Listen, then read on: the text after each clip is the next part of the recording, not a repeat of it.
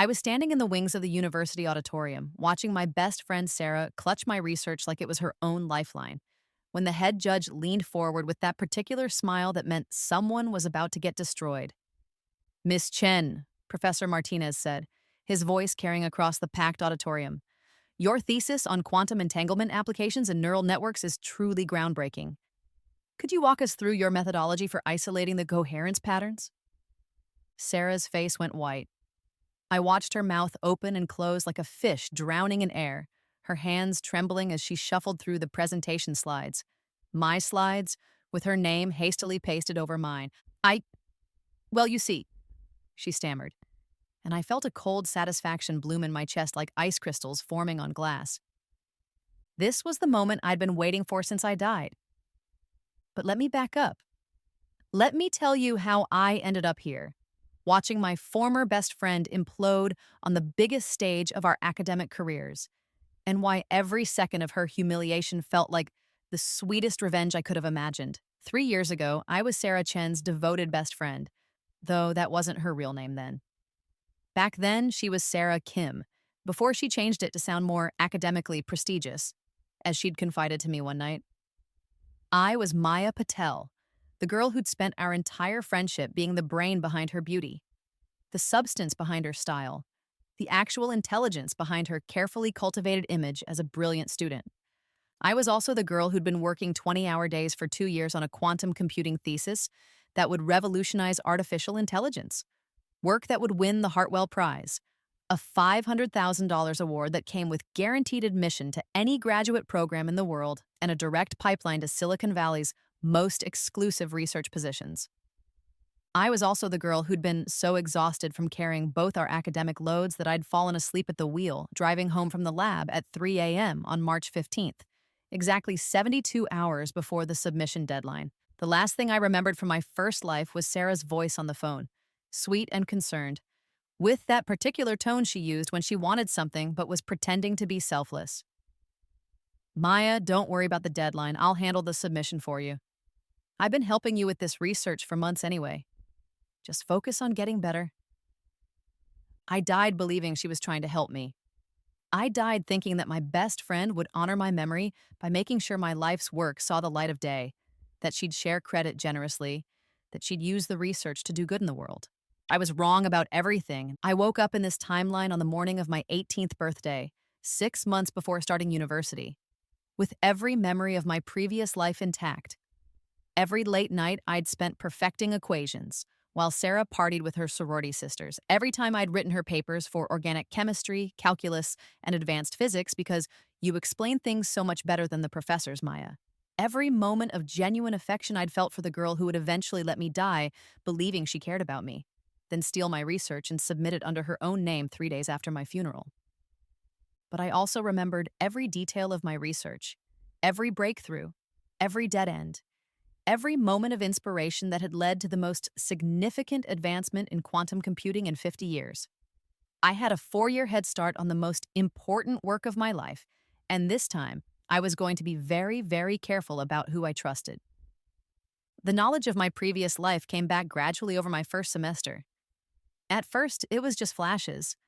Remembering answers to tests I hadn't studied for, knowing which professors would assign which projects, being able to predict exactly how Sarah would react to different situations. But by Christmas break, I had complete recall of everything that had happened in my previous timeline, including the moment I'd discovered that Sarah had submitted my research under her own name. In my previous life, I'd learned about it 3 months after my death, during a moment of consciousness that had somehow bridged the gap between lives. I'd watched, helpless and bodiless, as Sarah accepted the Hartwell Prize for her revolutionary work on quantum neural interfaces. I'd seen her give interviews about her breakthrough, watched her get hired by Google's quantum AI division, observed her building an entire career on my sacrifice. That was when the universe had offered me a choice: let go and find peace, or come back and make things right. I'd chosen revenge. The first time around, I'd been naive enough to share everything with Sarah: my research notes, my methodologies, my theoretical frameworks, even my login credentials to the university lab systems. I'd thought of her as my sister, the partner who'd stand by me as we conquered academia together. I'd been so focused on the science that I'd never noticed how her eyes lingered on my work, how she asked slightly too many detailed questions about my experimental procedures, how she always positioned herself to see my computer screen when I was coding. This time, I watched her like a predator studying prey. I played the same role initially, the brilliant but socially awkward best friend who helped Sarah navigate university social dynamics, while I buried myself in research. Sarah was magnetic in a way I'd never been, tall, beautiful, with the kind of effortless confidence that made professors remember her name and other students want to be around her. She collected people like trophies, and I'd always been her prize intellectual, the genius friend who made her look smarter by association. But everything I shared with her this time was carefully curated. The real work, the revolutionary breakthroughs that would change the field forever, I kept locked away in encrypted files on a private server system she'd never even know existed. Instead, I fed her breadcrumbs. I let her see earlier, less sophisticated versions of my theories. I shared research that looked impressive to someone without deep expertise, but contained subtle flaws that would crumble under the scrutiny of real scientists. When she asked questions that dug too deep into my actual methodology, I deflected by helping her with her own coursework, work that she was barely capable of completing, even with my constant assistance. "Maya, you're such a genius," she'd say, watching me solve differential equations that she couldn't even set up properly. "I don't know what I'd do without you. You make everything look so easy."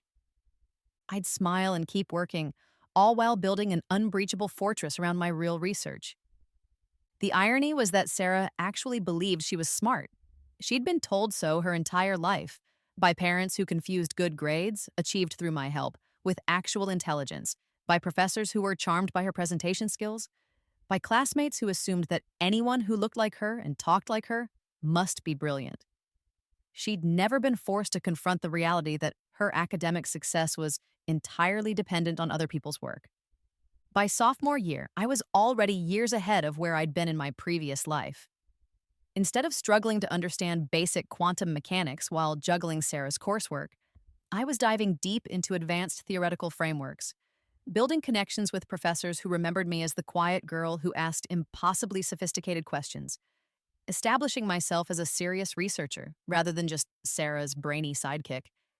But I was also watching Sarah more carefully, learning the patterns of her manipulation, understanding the psychology behind her charm. She was remarkably good at making people want to help her. She had a way of looking lost and vulnerable that made others feel protective, combined with just enough genuine warmth to make her targets believe they were special to her. "Maya, I'm so lucky to have you as a friend," she'd say after I'd spent all night fixing her lab report. "Most people are so competitive, but you actually want to see me succeed. That's so rare." She was right that it was rare. What she didn't understand was that I no longer wanted to see her succeed. By junior year, I had developed something that was years ahead of my previous work. Instead of just theoretical applications of quantum entanglement in neural networks, I'd created a working prototype, a small-scale quantum processor that could genuinely interface with biological neural pathways. The applications were staggering, treating paralysis, enhancing cognitive function, creating true human-AI integration, even potentially uploading and downloading memories. This wasn't just a thesis project anymore. This was technology that would reshape human civilization. I documented everything meticulously, but across 4 separate systems that I'd built with money earned from tutoring other students. My personal laptop contained impressive-looking but ultimately flawed theoretical frameworks, the breadcrumbs I was feeding Sarah. The university lab servers held legitimate but incomplete experimental data that would support the false theories on my laptop. A private cloud server contained my real theoretical work, the actual breakthroughs that made everything possible.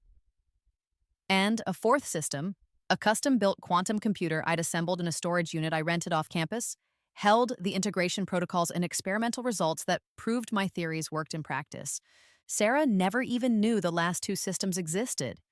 I also began documenting her behavior more systematically. I installed keyloggers on the computers she used when she was in my apartment. I recorded our conversations when she asked detailed questions about my research. I saved every text message where she pumped me for information, every email where she asked for help, that was really just asking me to do her work for her.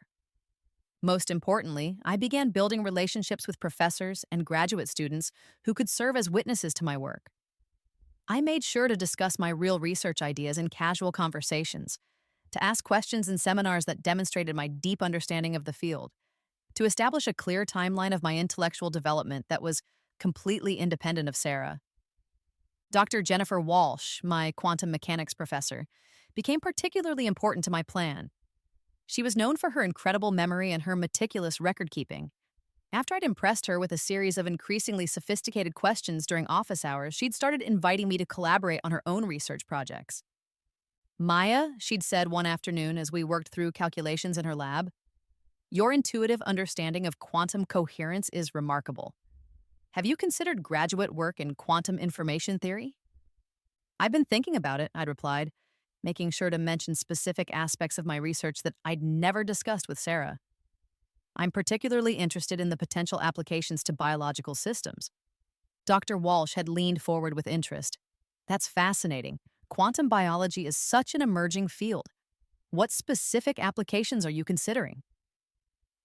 I'd spent the next hour outlining my theoretical framework for quantum neural interfaces, watching Dr. Walsh's eyes widen as she realized the implications of what I was describing. By the end of our conversation, she was asking if she could collaborate on the research. I'd be honored, I'd told her, but I'd want to make sure I get proper credit for the theoretical development. Of course, she'd replied immediately. This is clearly your baby. I'd just love to help with the experimental validation. That conversation, which I'd recorded with her permission as part of our research documentation, was one of many that established my ownership of the ideas that Sarah would eventually try to steal. The plan crystallized when I overheard her on the phone 8 weeks before graduation. I was in the bathroom of the physics building when she stepped into the hallway, thinking she was alone. No, Mom, you don't understand, she was saying, her voice tight with the kind of stress I'd rarely heard from her. Maya's research is incredible, like Nobel Prize incredible. She's been working on this quantum computer thing that can interface with human brains. It's like science fiction, except it actually works. There was a pause, and then, I know it sounds crazy, but I've seen her prototypes. She's been sharing everything with me because she trusts me completely. If I could just, she's so focused on the pure science that she doesn't even care about the commercial applications. She probably wouldn't even mind sharing credit. Another pause, longer this time. I know it's wrong, but my grades aren't good enough for graduate school on their own, even with all her help. Maya's work could change everything for me.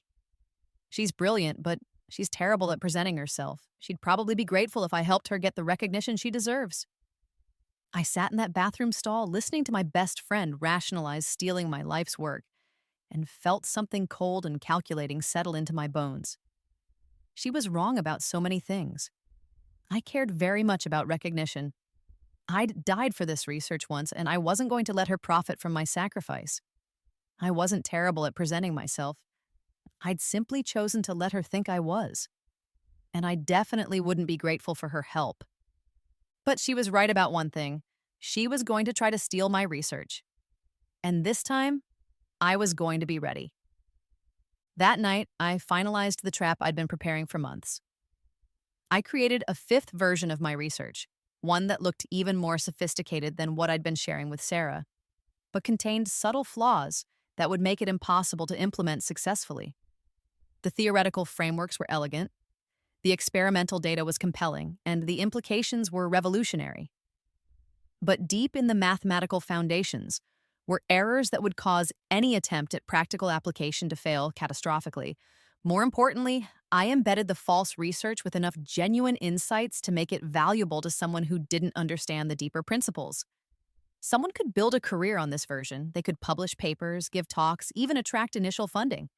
But the moment someone tried to actually build the technology, the flaws would become apparent, and the reputation of whoever had presented the research would be destroyed. It was perfect bait for someone like Sarah. I started leaving my laptop open more often when she was around, making sure she could see the impressive but flawed research I'd prepared for her. I began talking about how overwhelmed I was with the submission process for the Hartwell Prize, how I wasn't sure I had the time or energy to properly prepare the final presentation. You know, I said, one evening as we sat in my apartment, my laptop conveniently angled so she could see the screen filled with my fake research. Sometimes I think about just submitting the work to academic journals and forgetting about competitions. The peer review process is what really matters for scientific validity, right? Sarah's eyes lit up with the kind of predatory interest I'd learned to recognize. Oh, Maya, you're so pure hearted about these things. But you've worked so hard on this research. You deserve recognition. The Hartwell Prize would guarantee your future. I let her convince me to enter the competition. Over the next few weeks, I watched her become increasingly interested in the details of my submission process.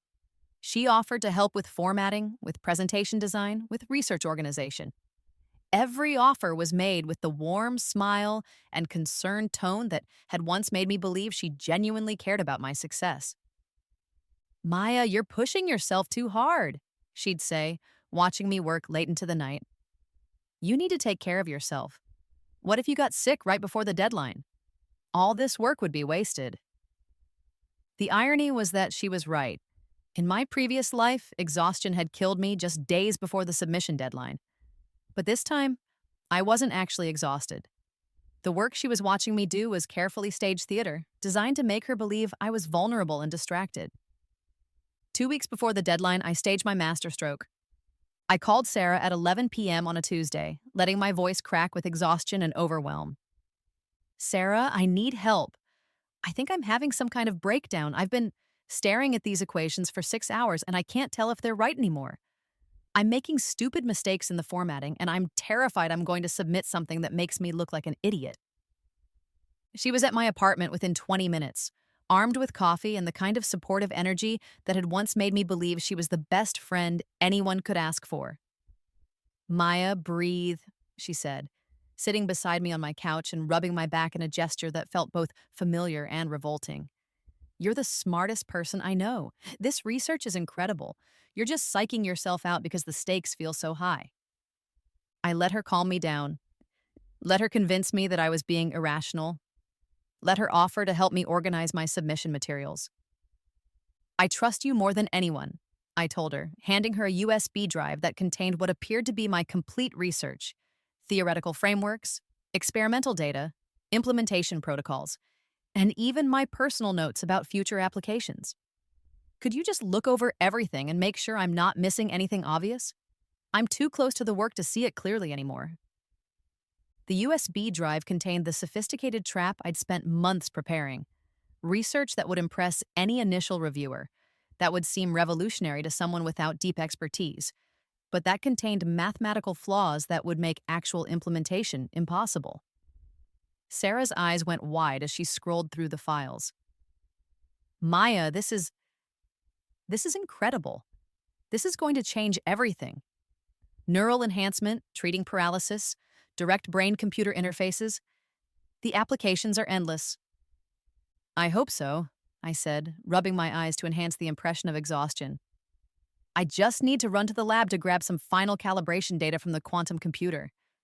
The submission portal is already open on my laptop. Could you start organizing the final bibliography while I'm gone? I know the formatting requirements are really specific. I left her alone with my laptop and the USB drive for exactly 53 minutes, long enough for her to copy everything and begin exploring how she might submit her own version, but not long enough for her to dig deep enough into the mathematics to discover the flaws.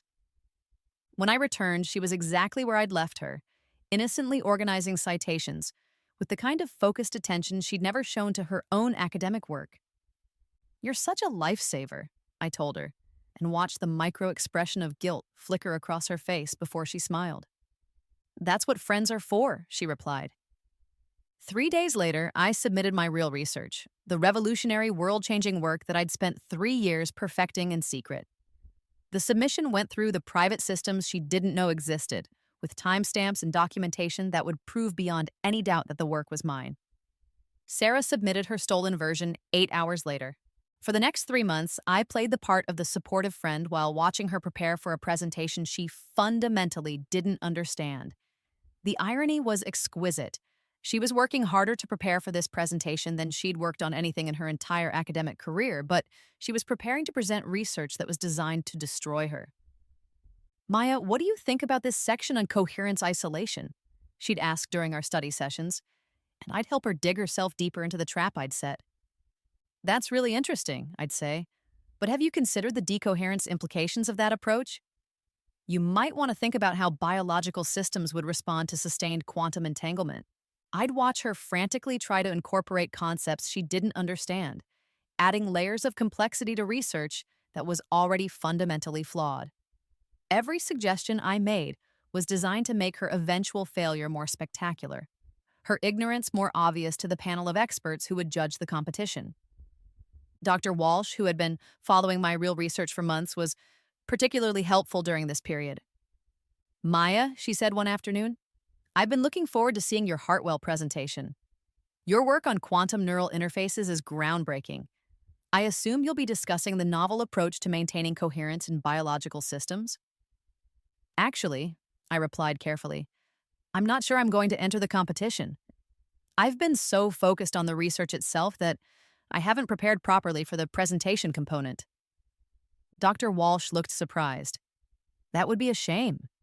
This work deserves recognition. Though I have to say, I was surprised to hear that another student in your program has been working on similar research. Sarah Chen, I believe. She mentioned in class that she'd developed some interesting approaches to quantum biological interfaces. I felt a surge of anticipation. Oh, really? I'd be interested to hear about her work. It's such a specialized field. Yes, she seemed quite confident about her methodology. Though between you and me, Dr. Walsh lowered her voice, some of her explanations seemed a bit superficial, not the kind of deep understanding I'd expect from someone who'd developed the theoretical frameworks independently. Perfect.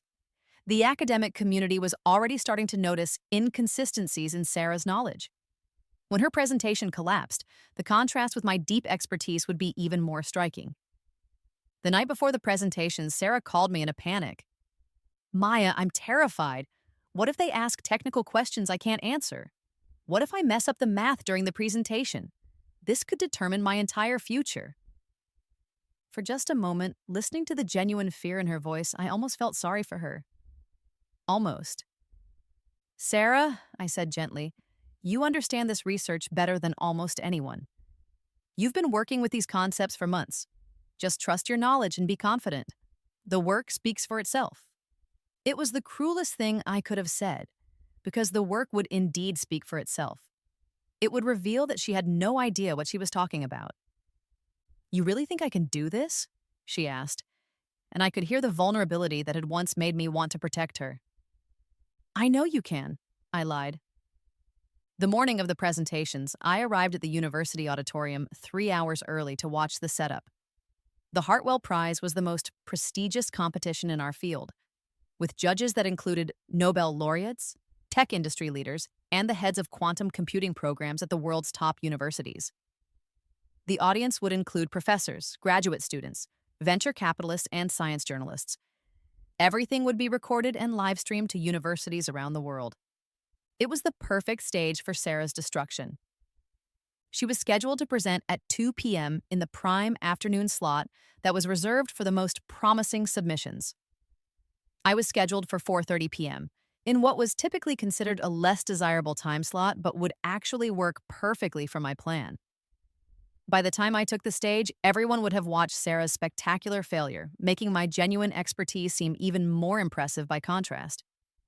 I spent the morning watching other presentations from the wings, noting which judges asked which types of questions, observing how they responded to different presentation styles.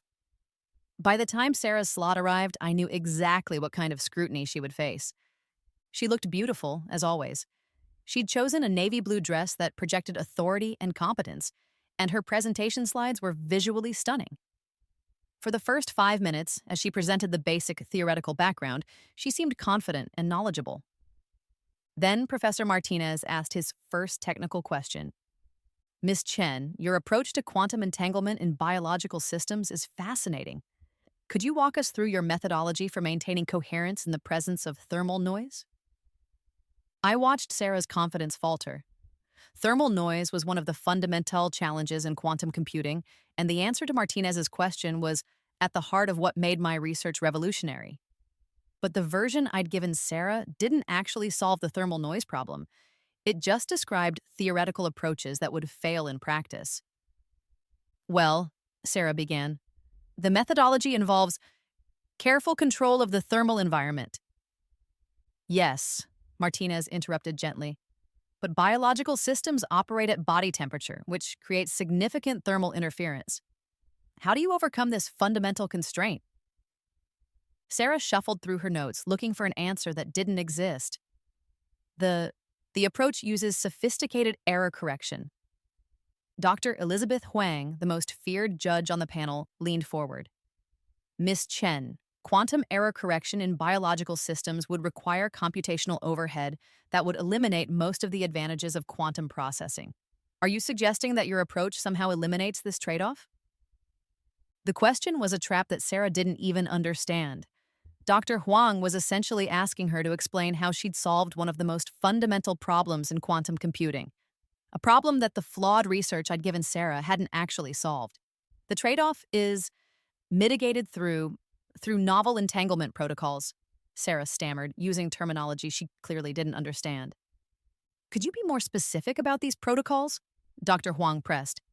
The mathematical framework you've presented suggests a level of coherence control that shouldn't be possible with current technology. This was the moment I'd been waiting for. Dr. Huang had identified one of the key flaws in the false research, the mathematical inconsistencies that made it look revolutionary to casual observers, but impossible to implement in practice. Sarah's face was turning red now. The protocols are complex, involving multiple quantum states. Miss Chen, Professor Martinez interrupted, his voice taking on the tone professors used when they suspected academic dishonesty. Let me ask you something more fundamental. In your research, you claim to have achieved stable quantum entanglement in neural tissue. Could you explain the basic physics of how this is possible, given the decoherence effects of biological molecular motion? It was a question that went to the absolute core of the research, the fundamental breakthrough that would make or break the entire approach. And it was exactly the kind of question that someone who had actually developed the research would be able to answer in their sleep. Sarah's mouth opened and closed silently. She looked down at her notes, then back up at the judges, then toward the wings where I was standing. For just a moment, our eyes met. I saw the exact instant when she realized that she was drowning, that she had no idea how to answer even the most basic questions about her research. I saw her understand that I wasn't going to rescue her, that I was watching her destroy herself with knowledge I could have shared, but had chosen to withhold. I smiled. The decoherence effects they're addressed through the error correction protocols I mentioned, she managed. Dr. Huang exchanged a look with her fellow judges. Miss Chen, you keep mentioning error correction, but your research doesn't actually describe any error correction algorithms.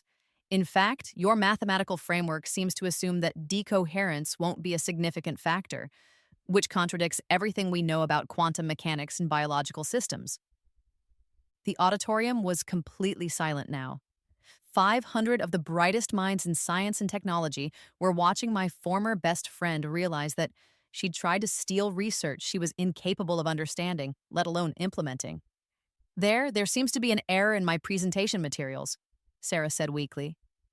An error, Professor Martinez repeated. In the research you claim to have spent 2 years developing. The other judges were whispering among themselves now. Dr. Huang pulled out her phone and began typing rapidly. In the audience, I could see professors and graduate students starting to murmur. Word was already spreading through the academic community that something was very wrong with Sarah Chen's presentation. Miss Chen, Dr. Huang said, looking up from her phone, I've just verified something interesting. A virtually identical research project was submitted to this competition under the name Maya Patel, submitted 3 days before yours. Miss Patel's version contains several crucial theoretical components that yours lacks, and her supporting documentation appears to be far more comprehensive. Would you care to explain this remarkable coincidence? The bottom dropped out of Sarah's world. I could see it in her face. The moment when she realized not only that she'd been caught, but that she'd been set up. The research she'd stolen wasn't just flawed, it was bait in a trap that was now closing around her. I I can explain, she whispered. I'm sure you can, Dr. Huang replied coldly. But I think we need to hear from Miss Patel first. Miss Patel, would you please join us on stage? This was it, the moment I'd been planning and working toward for 3 years. I walked onto that stage knowing that I wasn't just about to vindicate myself. I was about to destroy someone who had betrayed me in the most fundamental way possible. The auditorium buzzed with anticipation as I approached the podium. Sarah stood frozen beside me, her face a mask of humiliation and dawning understanding. She finally realized that the quiet, supportive friend she'd been manipulating for years had orchestrated her downfall with surgical precision. Miss Patel, Dr. Huang said as I reached the podium, thank you for joining us. I believe some clarification is in order regarding the remarkable similarity between your research and Miss Chen's presentation. I looked out at the audience, Nobel laureates, industry leaders, venture capitalists, journalists, all waiting to see how this drama would unfold. Then I looked at Sarah, standing beside me like a condemned prisoner awaiting execution. I'd be happy to provide clarification, I said, my voice calm and confident. Though I should mention first that the research Miss Chen has presented contains several critical theoretical errors that would make practical implementation impossible. I'd be deeply concerned about any institution that might attempt to pursue this approach without proper verification of the underlying mathematics. The implication hit the room like a nuclear bomb. Sarah wasn't just a plagiarist. She was presenting fundamentally flawed research that could mislead other scientists and waste millions in research funding. Dr. Huang's smile was predatory. That's a serious allegation, Miss Patel. Would you be willing to demonstrate the correct approach to these theoretical challenges? This was my moment. Everything I'd worked for, died for, planned for, and sacrificed for came down to the next 20 minutes. Certainly, I said, moving to the presentation screen.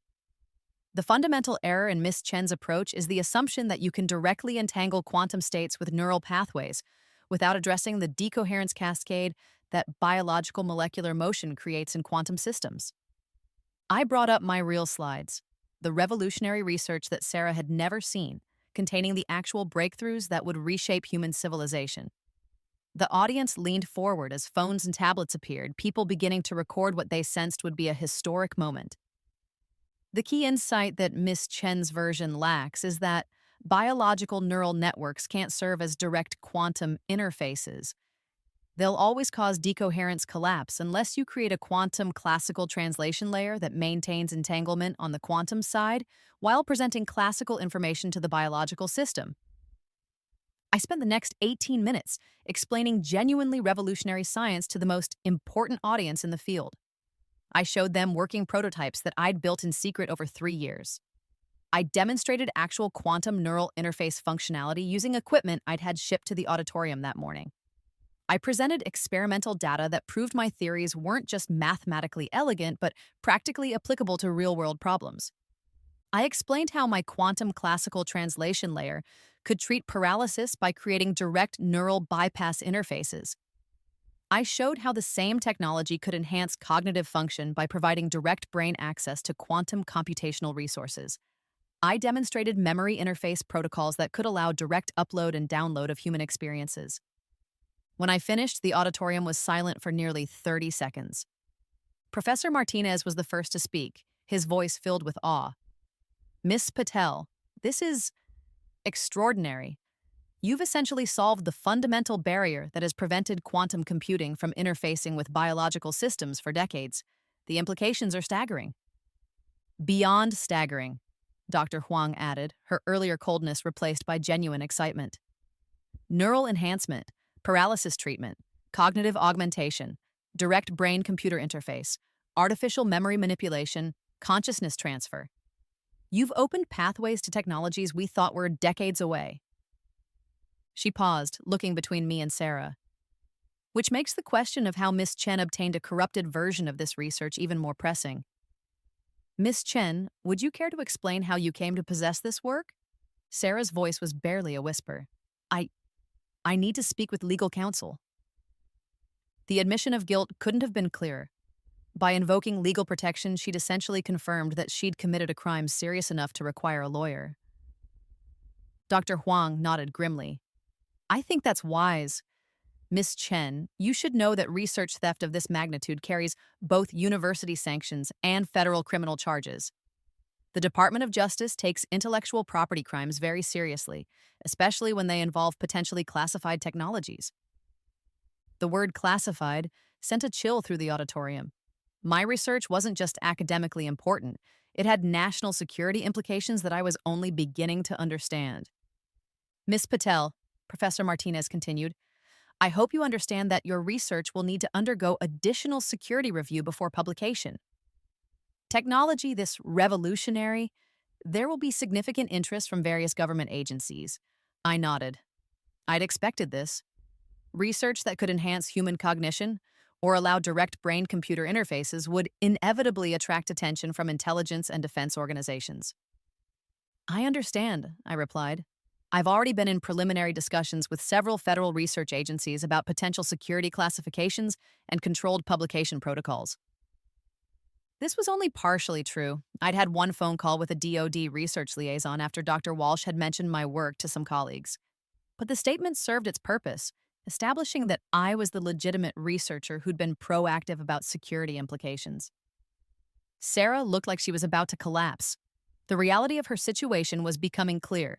She'd stolen research with national security implications, presented it to an audience that included federal employees and international observers, and done so in a way that would be permanently recorded and broadcast worldwide. Miss Chen, Dr. Huang said, I'm afraid we'll need to ask you to remain available for questioning by university officials and potentially federal investigators. This incident goes far beyond typical academic misconduct. The judges dismissed us both from the stage, but the damage was done. As we walked into the wings, I could hear the audience erupting in excited conversation about my research and shocked whispers about Sarah's exposure. Phones were ringing as people called colleagues, investors, and reporters. Sarah grabbed my arm as soon as we were out of sight, her grip desperate and painful. Maya, please, she whispered, tears starting to stream down her face. You have to help me. This will destroy my life. Everything I've worked for. I looked at her. Really looked at her. For what I knew would be the last time. The girl I'd once loved like a sister, who I'd died believing was trying to help me, who had planned to steal my life's work and build her career on my corpse. Sarah, I said gently, pulling my arm free, you destroyed your own life the moment you decided to steal my research. I just made sure you couldn't destroy mine in the process. But you set me up, she hissed, her desperation turning to anger. That research you gave me was flawed on purpose. You planned this whole thing. I smiled. Yes, I did. Just like you planned to steal my work and let me die thinking you were my friend. The only difference is that my plan actually worked. Her face crumpled. How long have you known? How long have you been planning this? Since the moment I died believing you cared about me, I replied, which, fortunately for me, turned out not to be the end of the story. I left her standing in the wings and walked toward the exit, where Dr. Walsh was waiting with a group of the world's most prominent quantum computing researchers. My real life was about to begin. The aftermath was everything I could have hoped for and more. The university's investigation revealed that Sarah's academic fraud went far beyond my research. Investigators found years of plagiarized papers, cheated exams, and stolen homework assignments.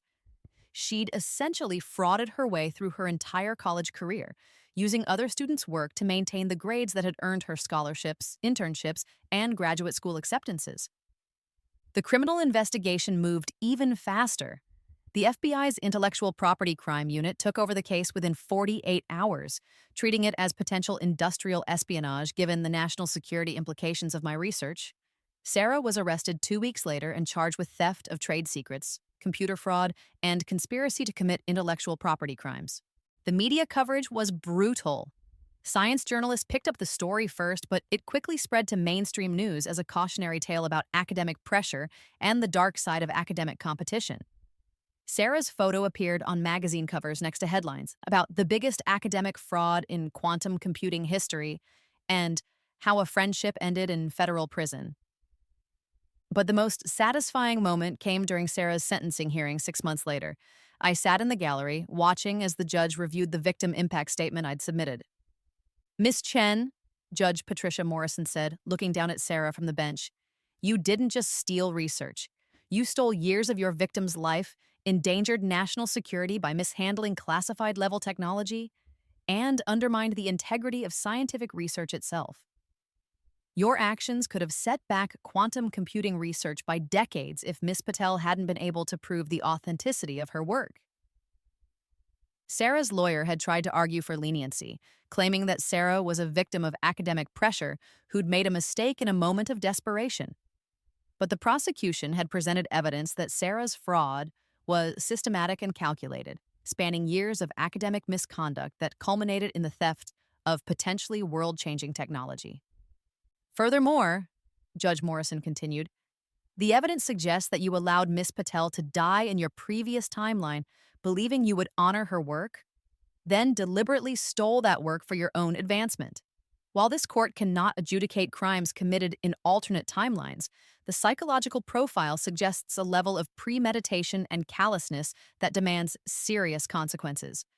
The timeline evidence had been the most complex part of the case. My lawyers had eventually settled on presenting it as recovered memories from a near-death experience, supported by the impossible accuracy of my predictions about future events and my detailed knowledge of research that I couldn't have developed in the timeframe available. The court had accepted it as a form of extraordinary circumstance that explained both my ability to detect Sarah's fraud and the depth of her betrayal. Miss Chen, you are sentenced to 8 years in federal prison, followed by 5 years of supervised release.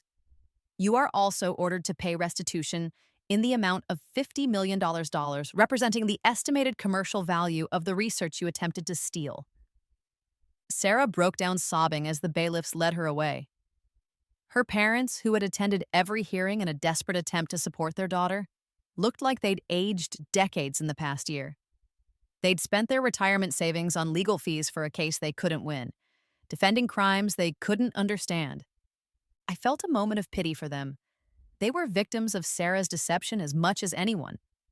But that pity was tempered by the memory of how they'd treated me in our previous timeline, when I'd been just the quiet friend who helped their brilliant daughter succeed. The Hartwell Prize ceremony 3 weeks later was everything I'd dreamed of and more. I stood on the stage of the Kennedy Center, accepting the $500,000 award in front of an audience that included the president's science advisor, the heads of every major technology company, and representatives from universities around the world. But more important than the money were the opportunities that came with it. 17 universities offered me full professorships with unlimited research budgets. 23 corporations presented acquisition offers for my technology, with valuations ranging from $500 million to $2.8 billion.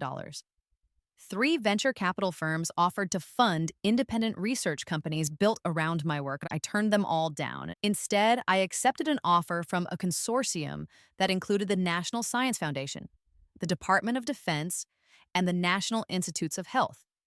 They were creating a new federal research institution specifically to develop quantum biological interfaces, with applications ranging from medical treatment to cognitive enhancement to national security. I would be the founding director with a $1.2 billion initial budget and complete autonomy over research priorities. At 22 years old, I would be running one of the most important scientific institutions in the world. Dr. Walsh, who had become both a mentor and a collaborator, was chosen as my deputy director. During our first planning meeting, she looked across the conference table at me with an expression of amazement. Maya, she said, 5 years ago, you were a quiet undergraduate asking surprisingly sophisticated questions in my quantum mechanics class. Now you're directing a federal research institute that could reshape human civilization. How does it feel? I thought about that question for a long moment. How did it feel to have died believing in friendship and loyalty, only to be reborn with the knowledge that trust was a luxury I couldn't afford? How did it feel to spend 3 years carefully orchestrating the destruction of someone I'd once loved? How did it feel to turn betrayal into the foundation of unprecedented success? It feels like justice, I said. The Research Institute opened 18 months later in a custom-built facility outside Washington, D.C. Our first major breakthrough came within 6 months. a quantum neural interface that could restore movement to paralyzed patients by bypassing damaged spinal cord connections. The clinical trials were so successful that the FDA fast-tracked approval, and within a year, we were treating patients across the country. Our second breakthrough was even more significant, a cognitive enhancement system that could boost human intelligence and memory capacity by interfacing quantum computational resources directly with the brain. Early trials showed IQ increases of 50, 80 points with subjects able to perform calculations and solve problems that had previously been impossible for unenhanced humans. The implications were staggering. We were essentially creating a new subspecies of humanity, quantum-enhanced individuals whose intellectual capabilities far exceeded normal human limits. The ethical and social implications kept philosophers and policymakers busy for years.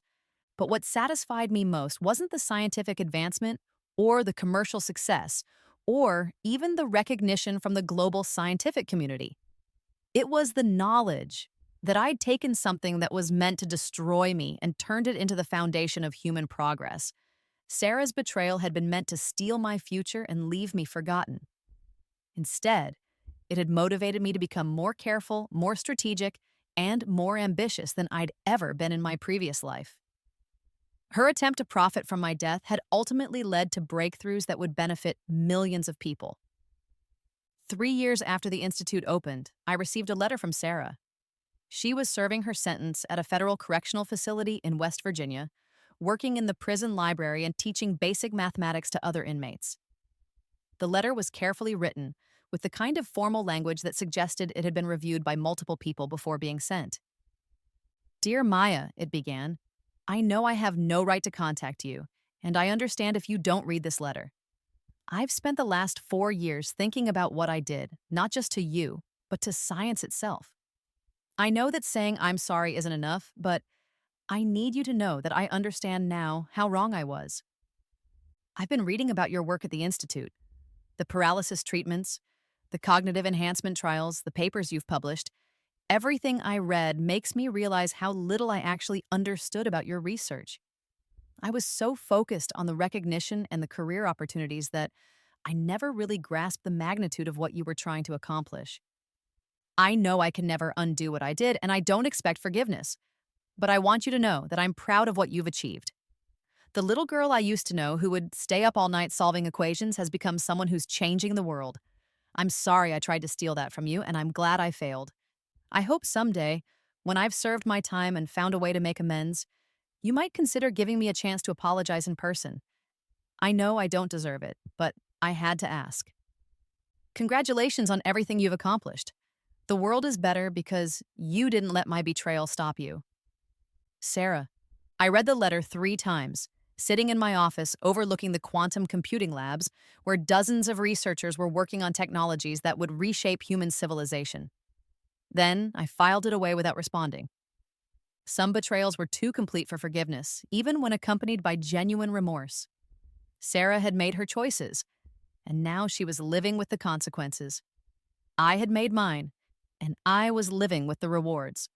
6 months later, I received news that Sarah had been released early for good behavior and had enrolled in a community college program to become a paralegal. She was apparently working to help other inmates navigate the legal system, using the education that had once been meant for academic fraud to actually help people. I was glad to hear that she was trying to rebuild her life constructively, but I felt no inclination to be part of that rebuilding. The girl I'd once considered my sister had died the moment she chose to steal my life's work. The woman who remained was a stranger whose redemption was her own responsibility. On the 5th anniversary of the Hartwell Prize ceremony, I stood on the stage of the same auditorium where Sarah had humiliated herself trying to present my stolen research. This time, I was delivering the keynote address for the International Quantum Computing Conference, speaking to an audience of 3,000 researchers from around the world. My presentation covered the latest developments from the Institute, quantum neural interfaces that could treat depression by directly modulating brain chemistry, cognitive enhancement systems that were allowing humans to solve previously impossible mathematical problems, and early experiments in consciousness transfer that might eventually allow human minds to exist independently of biological bodies. 5 years ago, I told the audience. Quantum biological interface technology seemed like science fiction. Today, it's helping paralyzed patients walk, allowing researchers to enhance human intelligence, and opening pathways to technologies we're only beginning to imagine. The future we're building together will be limited only by our willingness to ask difficult questions and pursue answers wherever they lead us. After the presentation, Dr. Walsh found me in the green room, where I was reviewing interview requests from Science, Nature, and several news organizations. Maya, she said, I've been thinking about something. Do you ever wonder what would have happened if Sarah hadn't tried to steal your research? If she'd been the friend you thought she was? I considered the question seriously. In my previous timeline, I'd been trusting, naive, focused purely on the science without considering the politics or personal dynamics that surrounded academic success. If Sarah had been genuinely supportive, I probably would have shared credit generously, collaborated openly, and focused on research rather than recognition.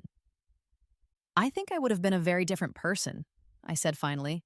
Less careful, less strategic, probably less successful. Her betrayal taught me that brilliance without wisdom is vulnerability. Dr. Walsh nodded thoughtfully. Do you think you would have been happier? That was the harder question. The girl I'd been in my previous timeline had experienced genuine friendship, real trust, and the joy of shared discovery. She'd also died young, believing in people who didn't deserve her faith. The woman I'd become was careful, strategic, and enormously successful. I'd built technologies that were changing the world, accumulated wealth and recognition beyond anything I'd dreamed of, and achieved a level of security that meant I'd never again be vulnerable to someone else's betrayal. But I'd also lost the ability to trust completely, to love without reservation, to believe that people were fundamentally good. The price of wisdom had been innocence. I think happiness is overrated, I said finally. I chose justice instead, and I've never regretted that choice. As I left the auditorium that night, walking past the spot where Sarah had once stood, trying to explain research she'd stolen, I reflected on the strange journey that had brought me to this moment. I'd died, believing in friendship, and been reborn with the knowledge that trust was a luxury I couldn't afford. I'd lost a sister and gained an empire. The quantum neural interface device in my own brain, the latest prototype that I'd been testing for 6 months, hummed quietly as it processed information at speeds no unenhanced human could match. Through it, I could access the Institute's entire research database, communicate directly with our quantum computers, and think with a clarity and speed that still amazed me. But the enhancement couldn't change the fundamental truth that had shaped my second life. In a world where brilliance could be stolen and trust could be weaponized, the only person you could truly rely on was yourself. I'd learned that lesson the hard way, and I'd used it to build something unprecedented. Sarah had tried to steal my future and had instead given me the motivation to create a better one than I'd ever imagined possible. As I drove home to my apartment overlooking the research campus, I thought about the letter Sarah had sent and the woman she was apparently trying to become. I hoped she found peace in her new life, and I was glad that her attempt at redemption seemed genuine. But I wouldn't be part of it. Some chapters of life were meant to be closed, some relationships were too damaged to repair, and some betrayals were too fundamental to forgive. I'd taken her worst impulses and turned them into the foundation of human progress. That was justice enough for both of us. The future I was building, a world where human cognitive limitations could be transcended, where paralysis and mental illness could be cured, where the boundaries between human and artificial intelligence would blur and eventually disappear. That future was my true revenge against everyone who had ever underestimated the quiet girl who just wanted to change the world. And every breakthrough, every discovery, every moment of recognition was a reminder that the best revenge wasn't destruction. It was success so complete that your enemy's failures became footnotes in the story of your triumph. Sarah Chen had tried to steal my life's work. Instead, she'd given me the motivation to surpass every dream I'd ever had. In the end, that was the greatest victory of all.